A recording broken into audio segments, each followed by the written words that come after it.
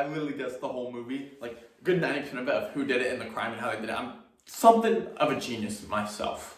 But anyways, everyone's favorite fabulous French detective returns, and the long-awaited sequel to Murder on the Orient Express, Murder on the Nile. Starring, once again, like a massive cast from Armie Hammer to the sexy Gal Gadot to Russell Brand, just to a bunch of like A-list celebrities coming together just to make a fun Clue, pointing fingers. Who did it? Did you kill her? Did you kill him? Did you do this? Did you do that? What happened? What's going on? And who's really behind all of it? And it takes you on a nice journey, but let me take it from the beginning and then I'll get into the whole mystery scheme. By the way, this is not a spoiler. I'm not spoiling the movie for you at all. So I feel like it's kind of a slow start and the pacing is just kind of off, in my opinion. Now it's good. You need to pay attention to all of it, because that's how you as the audience in these type of movies, you want to feel like you're the detective. I don't know how to pronounce his name. It's French. It's crazy. I don't know how he says it.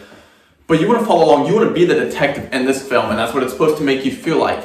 And for the most part, it does. And there's some stuff that it doesn't. But so take us kind of back on his backstory. We really didn't care too much about that. Honestly, I feel like that part could have been cut off at the beginning and just thrown away. But then we see kind of like a friendship, then friendships betray, and then a wedding happens. And you can see it in the trailer. I'm not going to tell you who gets married and what stuff goes on, but you can see it in the trailer. A wedding happens, and they go to the beautiful Cairo, Egypt, which is gorgeous. The gorgeous, like, when colors, there's some scenes where things are dark in the beginning, but when colors pop, like they pop, and they actually look really, really nice in certain stuff. Like with certain reds, certain greens, certain blues, and certain stuff when they're out in Egypt, the colors just like are vibrant, and it looks so good in movies like that. Because a lot of movies don't do that anymore. But then we get on this boat. And this is where things get crazy. Little honeymoon, little bit of guess. You know, you got the aunt over here who, if something happens to someone, she's gonna inherit all the money. But the aunt also has a secret. But then you got the lawyer over here. Maybe he's been backstabbed a couple times by the main character. You know, he could have a reason to commit the crime, commit the murder.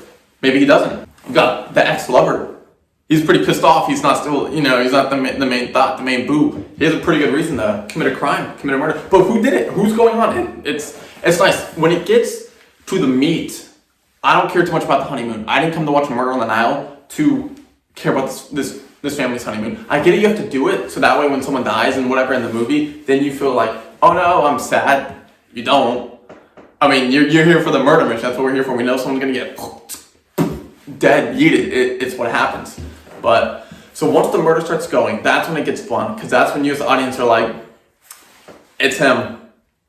Nah, it's her. And then you start investigating along with the detective, going to each person and talking to them like you gave him a clue. Where were you the night of the murder? Well, it couldn't have been me. I was asleep in my room. Well, who's your witness? Well, I don't have a witness. And it could be someone else.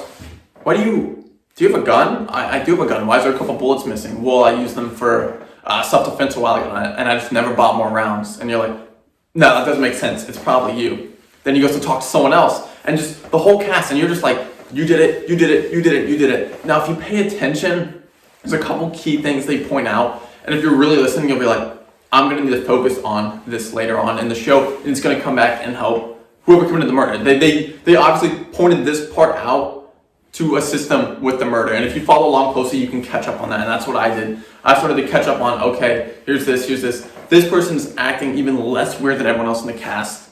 I think it's them, and I actually ended up guessing right. And it's fun when you put it together, but I think it honestly might have been too easy. There's a couple people that I know that watched it. I watched it with two other people, and they both had the same idea. They were kind of like, I feel like I guessed who it was before they told me, which is fine. You want to have that satisfaction, but you also want that. It's hard to paint the picture to where you want that, where you guess like everything leads to this person, and I just figured it out. And then they hit you with that just out of nowhere, just a twist at the end, and then you're just like, oh my, I didn't put that together. How did I miss that? Like, he really is like the world's greatest detective. That's why he's like solving this case and stuff. To me, it got to the point where you could solve it, and you did, and there wasn't that big surprise twist at the end that just threw you through a loop. And that's what I feel like it was missing to me.